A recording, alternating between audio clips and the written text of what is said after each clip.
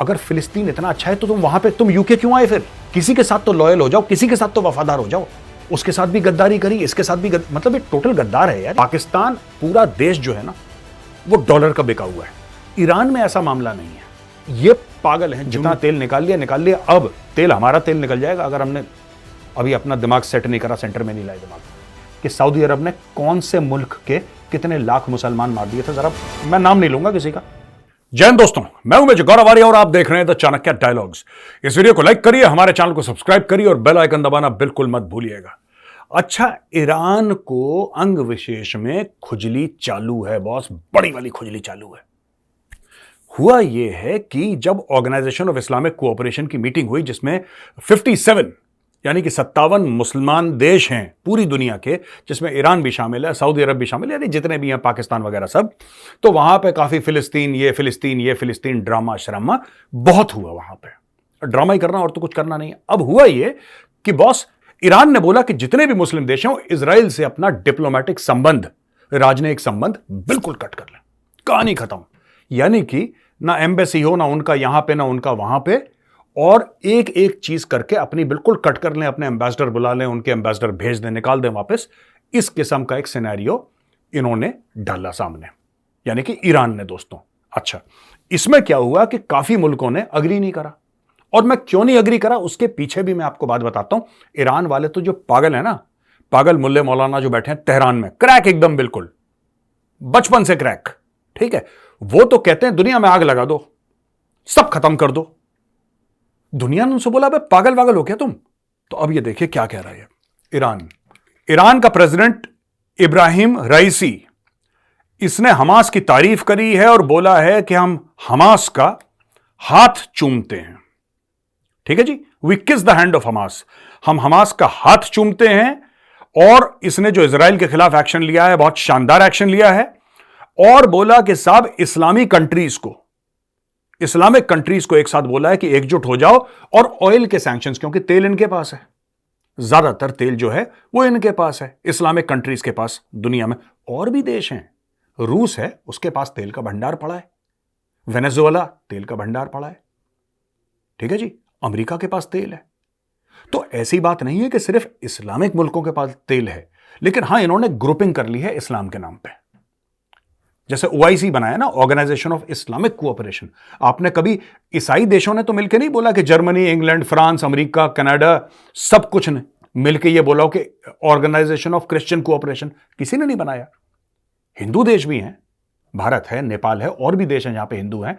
भारत ने नहीं organisation of Hindu cooperation, but इन्होंने बना दिया ऑर्गेनाइजेशन ऑफ इस्लामिक कोऑपरेशन। और ये इस्लाम का इस्तेमाल करके, मजहब का इस्तेमाल करके दुनिया भर में प्रेशर डालते हैं कि हम 57 हैं, तुम अगर हमारे सामने खड़े हुए तो देख लेंगे तुम्हें। अच्छा, करना धरना कुछ नहीं है। फिर देखिए, Gaza is not an arena for, जो मैदान है गाजा का वो शब्दों का मैदान नहीं है, वहां पे एक्शन होना चाहिए, वहां पे कार्रवाई होनी चाहिए, रईसी ने बोला है। ठीक है, आज इस्लामिक कंट्रीज की यूनिटी बहुत जरूरी है। देखिए ना, मैं आपको बार बार, ये इनके मुंह के शब्द हैं, मैं इसमें कुछ नहीं कह रहा। लोग मुझसे कह रहे हैं कि मेजर साहब आप तो ये कह रहे हैं कि ये तो धर्म की लड़ाई है। धर्म की लड़ाई यार, मेजर नहीं कह रहा, ये रियासी कह रहा है। आप चेक कर सकते हैं इंटरनेट पे, आप अखबार पढ़ सकते हैं, इसके वर्ड हैं। ये कह रहा है कि इस्लामिक उम्मा, ये इस्लाम की लड़ाई है, ये रियासी कह रहा है। क्यों इस्लाम की लड़ाई कह रहा है? ये इसलिए सबको कह रहा है ना, तुम इकट्ठा हो जाओ इजराइल के खिलाफ, तो इसका मतलब ये कह रहा है। और किसको कह रहा है इकट्ठा हो जाओ? मुसलमान मुल्कों को कह रहा है तुम इकट्ठा हो जाओ। दुनिया को क्यों नहीं इकट्ठा? देखिए, अगर या तो इजराइल ने जो गाजा में करा, या तो वो ठीक है या गलत है। ठीक है, मैं दो ही चीजें हो सकती है ना, या तो उसने ठीक करा या गलत करा। अगर गलत करा तो इसको आह्वान करना चाहिए पूरे देशों को, दुनिया के सारे देशों को। ये सारे देशों को आह्वान नहीं कर रहा है। जो रियासी है, जो वहां का अपने ईरान का जो प्रेसिडेंट है, वो दुनिया भर को आह्वान नहीं कर रहा, वो सिर्फ मुसलमान देशों को आह्वान कर रहा है कि सारे मुसलमान इकट्ठा हो जाओ और हम इस पर अटैक कर देंगे। यानी कि गाजा की जो जमीन है, जो शब्दों की, लफ्जों की जमीन नहीं है, वो एक्शन की जमीन है, जिहाद फी सबिलिल्लाह। ये इस चीज की बात कर रहा है, राइट। इसके अलावा भाई ने क्या बकवास करी है, the war machine in Gaza is in the hands of America. जो वॉर मशीन है, पूरी जंग चल रही है, वो अमेरिका के हाथ में है, और the world must see the true face of America. मैं एक बात बताऊं, एक तो अमेरिका की बहुत बड़ी गलती है, अमेरिका की बहुत बड़ी गलती है, और मैं बता रहा हूं ये गलती अमेरिका पता नहीं इसे रिकवर कर पाएगा, नहीं कर पाएगा दोस्तों, लेकिन जो अमेरिका ने इजराइल की बात, इजराइल बहुत पहले से, दशकों पुरानी बात है इजराइल की, इजराइल कह रहा था ये सब छोड़ दो, हमास हिजबुल्ला वजबुल्ला इनको हम निपटा देंगे, ये कोई बड़ी चीज नहीं है। असल में जो फसाद की जड़ है वो ईरान है, ईरान को निपटाओ। अमेरिका ने बोला नहीं नहीं नहीं, हम उनसे बात कर रहे हैं, हमारी बात चल रही है, डोंट वरी, ये सैंक्शन करेंगे, ऐसे प्रेशर। वो सुसाइड बॉम्बर तैयार कर रहा है भाई, वो कौन सा तुम्हारा प्रेशर झेलेगा वो, या उसको फर्क पड़ रहा है तुम्हारे अमेरिका के प्रेशर से? इजराइल इन लोगों को अच्छी तरीके से जानता है, खासतौर से ईरानियों को। Israel knows them very well.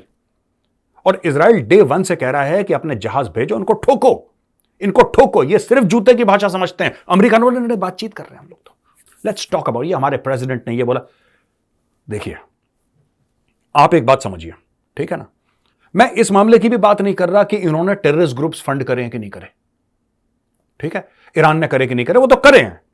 Iran ने हिजबुल्ला को जन्म दिया, ईरान हमास को पैसे देता है, ईरान हर जगह हूती सबको इसने कुछ कुछ दे रखा है, ठीक है, तो इसके कंट्रोल में। मैं उसकी बात नहीं कर रहा। वैसे तो आप पाकिस्तान को देखो, पाकिस्तान ने भी लश्कर तैयबा, जैश ए मोहम्मद, हिजबुल मुजाहिदीन ऐसे पता नहीं दुनिया भर का कूड़ा कबाड़ा अपने देश में इकट्ठा कर रखा है। लेकिन आप देखना, पाकिस्तान अभी कभी खुल के बात नहीं करता जिहाद की। पाकिस्तान ने 2-3 ऐसे फुंदरू टाइप के पाल रखे हैं लोग, जिससे कहता है अच्छा तू बकवास कर ले, तेरे को तो वैसे भी कोई सीरियसली नहीं लेता। जैसे कि शेख रशीद, जब भी पाकिस्तान को, भारत को धमकी देनी थी तो शेख रशीद को बोला कि तू बकवास कर। शेख रशीद बकवास करता, लोग हंसते, क्योंकि देखिए ये एजेंडा होता है आईएसआई का, ये पाकिस्तानी आर्मी का एजेंडा है। शेख रशीद को वैसे भी कोई सीरियसली नहीं लेता, वो मस्खरा टाइप का आदमी है, जोकर है, उसको कोई सीरियसली नहीं लेता। तो वो कहता है हम न्यूक्लियर बम मार देंगे।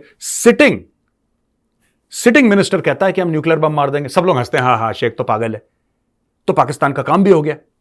तो पाकिस्तान पूरा देश जो है ना, वो डॉलर का बिका हुआ है। ईरान में ऐसा मामला नहीं है। ये पागल हैं, जुनूनी टाइप के लोग हैं ईरानी, and they genuinely hate people who are non Muslims. ये ईरानियों का है। मैं ईरानी रजीम की बात कर रहा हूं, ईरानी लोगों की बात नहीं कर रहा। आई am not talking about the Iranian people. ये एक जिसको कहते हैं रेडिकल इस्लामिस्ट रजीम है ईरान की। जैसे कि आप समझ लीजिए कि इस्लामिस्ट एरिया, आप समझ लीजिए किसी एक देश का राष्ट्रपति बना दिया उसामा बिन लादेन को। It is something like that. They genuinely believe.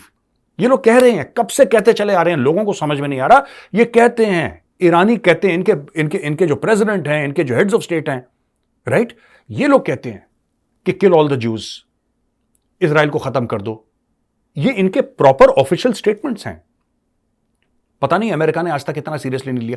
देखिए, ईरान जो है, मैं आपको फैक्ट बता रहा हूं, अगर किसी को गलतफहमी है, 2 रुपए की गलतफहमी है कि जो ईरान है वो सैंक्शन से टूट जाएगा या मान जाएगा, नहीं।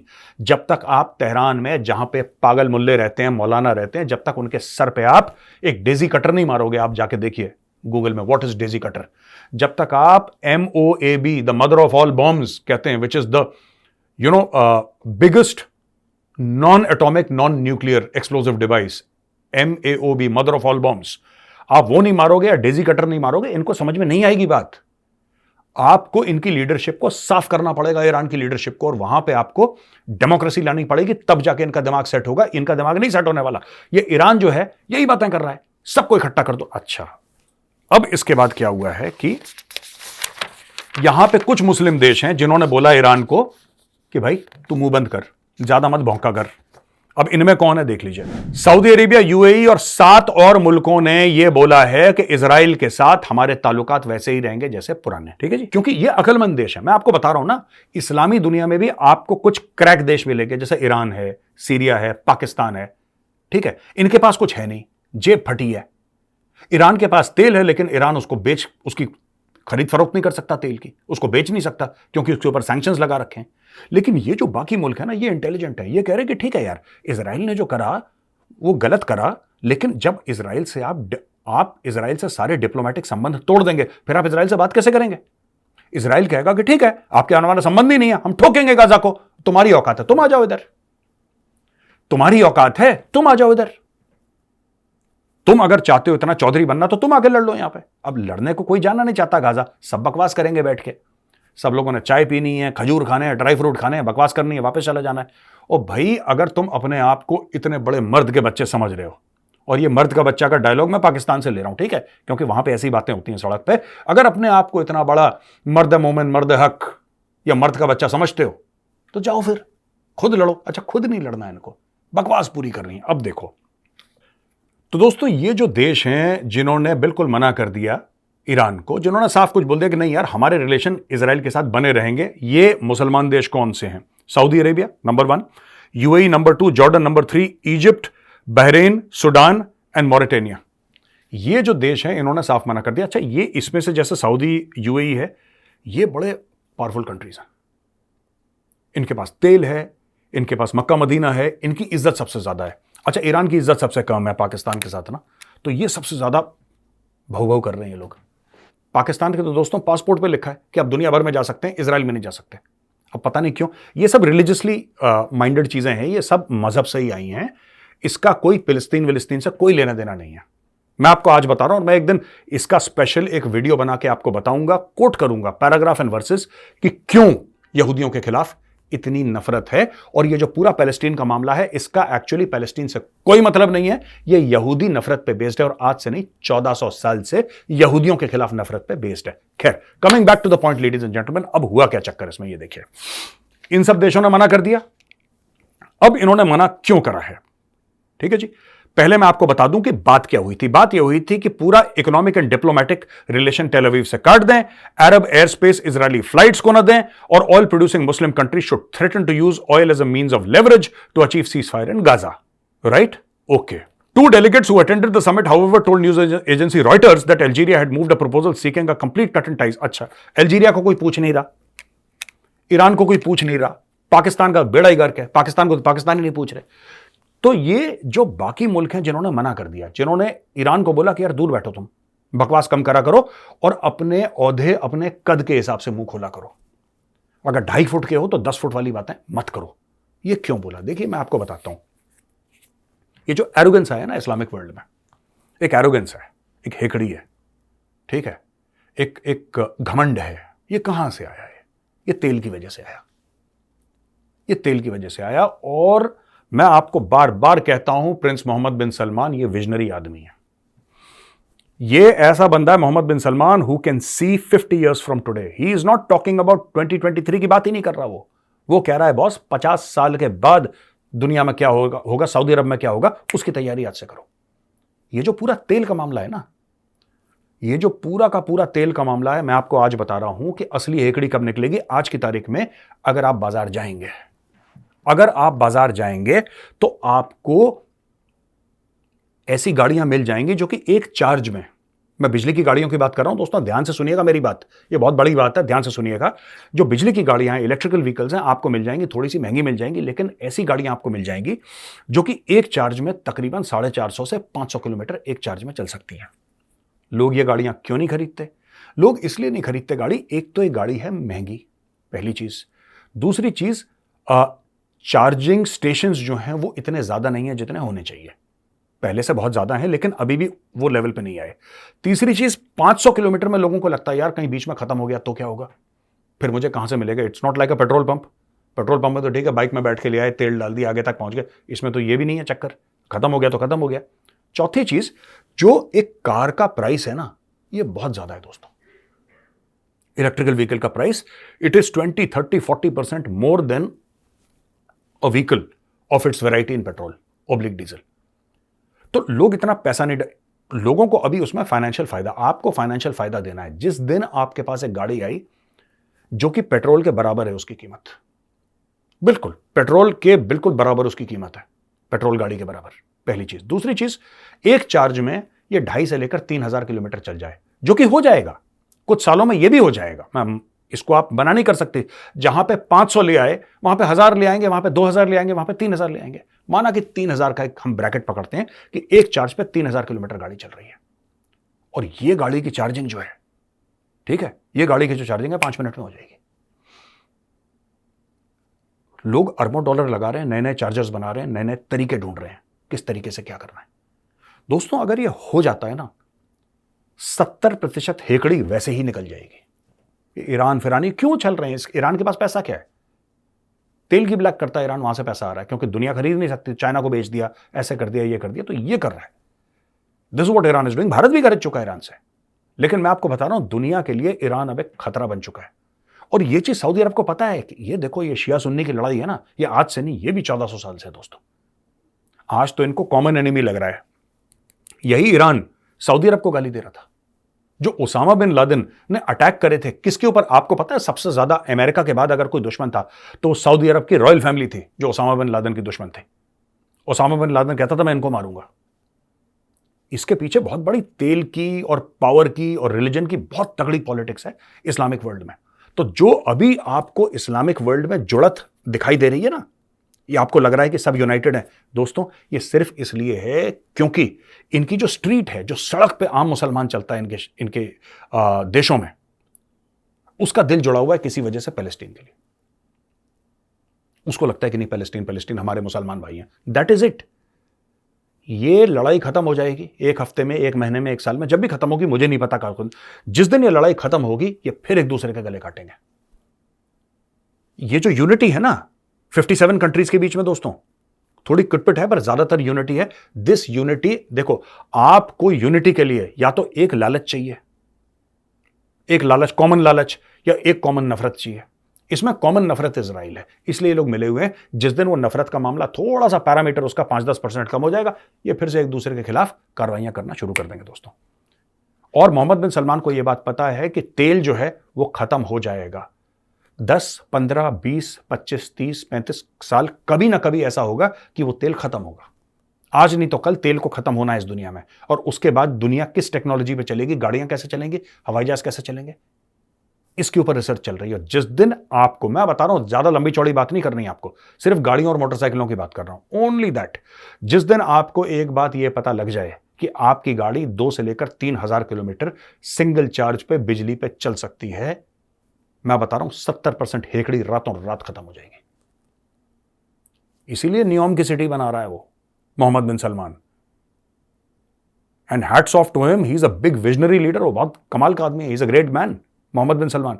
And he is the one who is modernising Saudi Arabia. वो इनको बता रहा है कि यार तुम तेल वेल के चक्कर छोड़ो, ये ज्यादा नहीं है, जितना तेल निकाल लिया, अब तेल हमारा तेल निकल जाएगा अगर हमने अभी अपना दिमाग सेट नहीं करा, सेंटर में नहीं लाए दिमाग। तो ये सब पॉलिटिक्स चल रही है उसके पीछे, और ये लोग इकट्ठा करके ईरान इनको भड़काने की कोशिश कर रहा है इस्लाम के नाम पे। वहां पे दोस्तों 3 लाख लोग एक प्रो पैलेस्टीनियन रैली लंदन में आ गए सामने।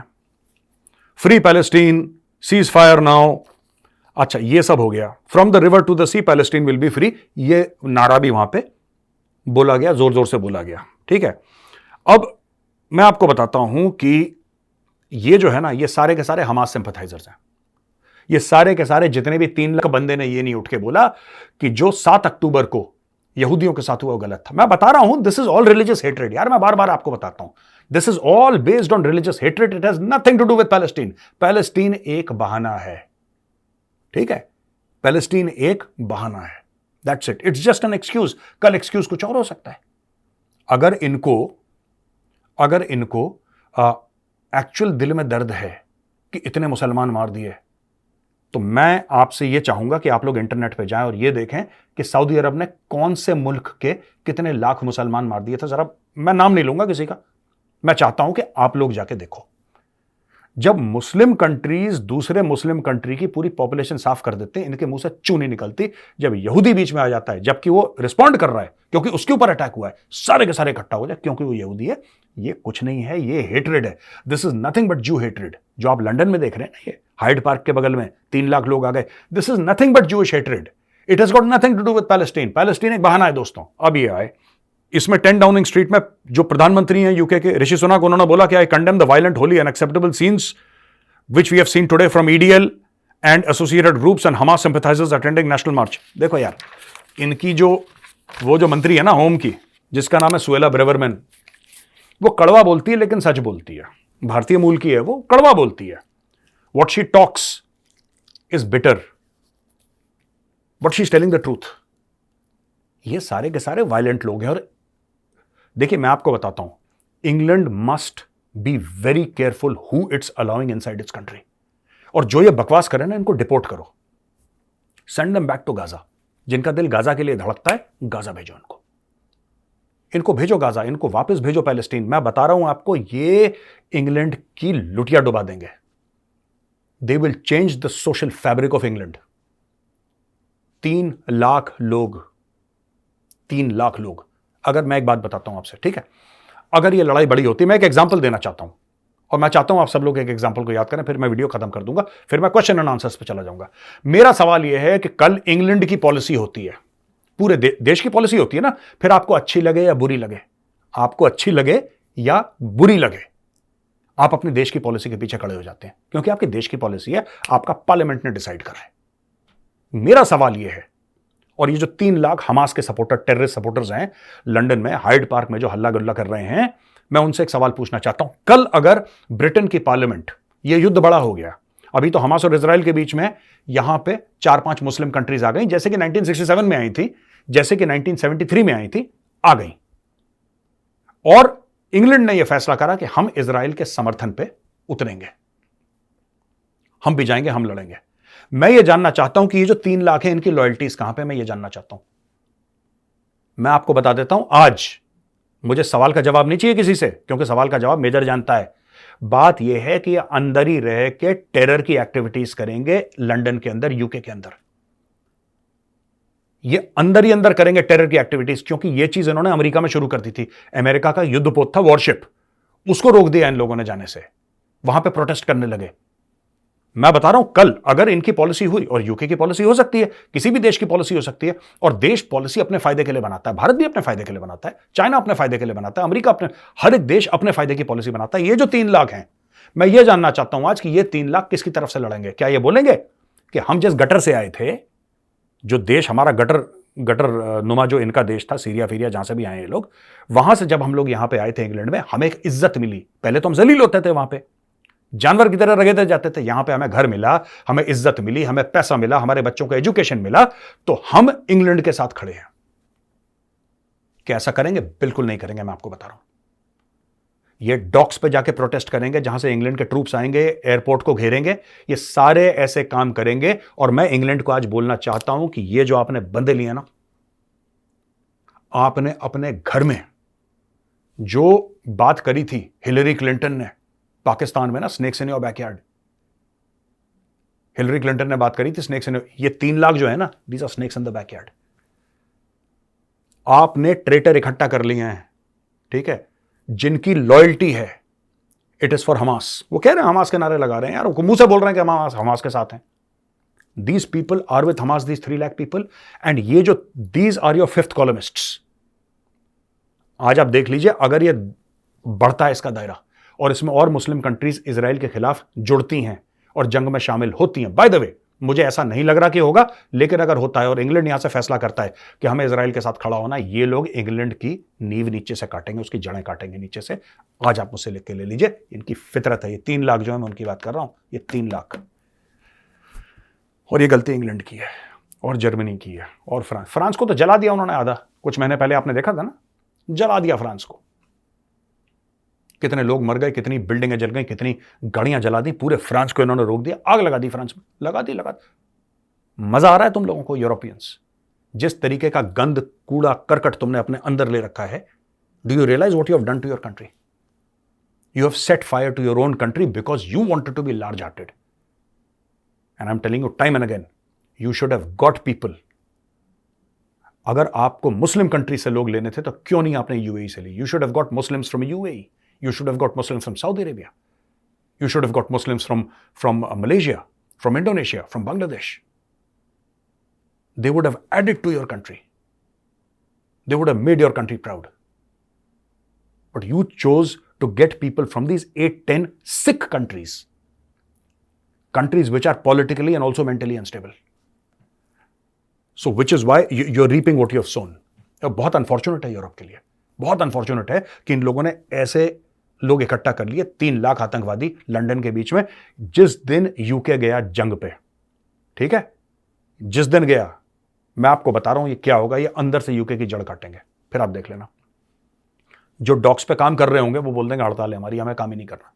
सामान कौन लोड करेगा? क्रेन भी चलाने वाला आपको चाहिए, लोडर भी चलाने वाला आपको चाहिए। ये इस तरीके से काम करेंगे कि हम अग्री नहीं करते। अरे भाई, तुम यूके में हो, तुम यूके के सिटीजन हो, तुम्हारा फिलिस्तीन से क्या लेना देना है? मुझे एक बात समझ, मुझे आज तक ये कोई कॉन्सेप्ट समझा दे कि बॉस इनका फिलिस्तीन से क्या लेना देना है। अगर फिलिस्तीन इतना अच्छा है तो तुम वहां पे, तुम यूके क्यों आए? फिर किसी के साथ तो लॉयल हो जाओ, किसी के साथ तो वफादार हो जाओ। उसके साथ भी गद्दारी करी, इसके साथ भी मतलब ये टोटल गद्दार है यार, ये 3 लाख लोग। They are complete traitors to everybody including England. तो दोस्तों अब आते हैं हम क्वेश्चन एंड आंसर्स पे। ये Azkaban 9861, sir what's your take on CIA special force programme 127 ECHO operating in Lebanon and other places of the world? I am not aware of this programme my friend. मुझे इसके बारे में knowledge नहीं है कि ये लेबनान में operate कर रहे हैं कि नहीं कर रहे हैं, क्योंकि सोशल मीडिया में ऐसी कई सारी चीज़ें आ जाती हैं जिसका कोई सर पैर नहीं होता है। मेन स्ट्रीम मीडिया में मैंने खबर नहीं पढ़ी है, और हमें क्या इंपैक्ट करेगा? हमें कोई इंपैक्ट नहीं करेगा। अगर CIA की अपनी स्पेशल फोर्स है जो कि कहीं और ऑपरेट कर रही है तो करे, good for them. I don't think it will have any impact on India. हमारे ऊपर CIA की स्पेशल फोर्स जो काम कर रही है उसका हमारे ऊपर कोई भी इंपैक्ट नहीं होगा। राकेश मोदक, हाय मेजर। हेलो राकेश जी, ये कह रहे हैं मैं राकेश मोदक हूं जमशेदपुर से। मेरा सवाल यह है कि Australia is running away from Quad, don't you think USA is playing with China because all we know the Australia is part of five eyes? नहीं, ऐसा कुछ नहीं, ऑस्ट्रेलिया क्वाड से भाग नहीं रहा दोस्त। आई डोंट थिंक ये कोई, देखिए हर एक मुल्क की ना अपने, अब वैसे आप बोलो इंडिया भी भाग रहा है क्वाड से, क्योंकि इंडिया ने उसको ट्रीटी नहीं बनने दिया। इंडिया ने, it's a grouping, it's not a treaty. जब आप ट्रीटी कहते हैं, किसी ट्रीटी साइन करते हैं, फिर आपके ऊपर वो it becomes incumbent upon you कि आप पार्ट लें। फिर आप वेपनाइज कर रहे हैं कोर्ट को। फिर अगर ट्रीटी है आपकी और आपकी अंडरस्टैंडिंग है, फिर अमेरिकन शिप पे अटैक होगा तो इंडियन नेवी वहां पे जाके उनको ठोकेगी चाइनीज को। तो इंडिया ने ट्रीटी नहीं बनने दिया। So nobody is banking of. देखिए हर एक मुल्क, भारत हो, ऑस्ट्रेलिया हो, अमेरिका हो, जापान हो, सबके अपने अपने they have their own interests in mind, और अपने इंटरेस्ट के हिसाब से वो लोग सही गलत पे फैसला करते हैं। जरूरी नहीं कि चारों लोग जो ग्रुपिंग के हैं क्वाड के, अगर क्वाड में 4 मेंबर हैं तो इसका ये मतलब नहीं है कि चारों के 4 दे थिंक दैट नहीं जी सब ठीक है और हम एक जैसा सोचते हैं। ऐसा घर में एक जैसा लोग नहीं सोचते यार, घर में एक जैसा नहीं सोचते। 2-3 भाई बहनों, मम्मी ने कोई खाना बनाया तो उसमें झगड़ा हो जाता है कि मुझे ये नहीं पसंद, मुझे ये नहीं पसंद। तो आप ऐसा कैसे सोच सकते हैं कि क्वाड जैसी ग्रुपिंग में वहां पे 4 अलग अलग मुल्क हैं, चारों डेमोक्रेसी हैं और चारों एक जैसा सोचें? ऐसा नहीं। Australia is not back. सबके अपने अपने, देखिए कोई इतना इन्वॉल्व होना चाहता है, कोई इसमें इन्वॉल्व नहीं होना चाहता। किसी को लगता है कि अगर इसमें इन्वॉल्व हो जाए तो ये हमें घाटा होगा।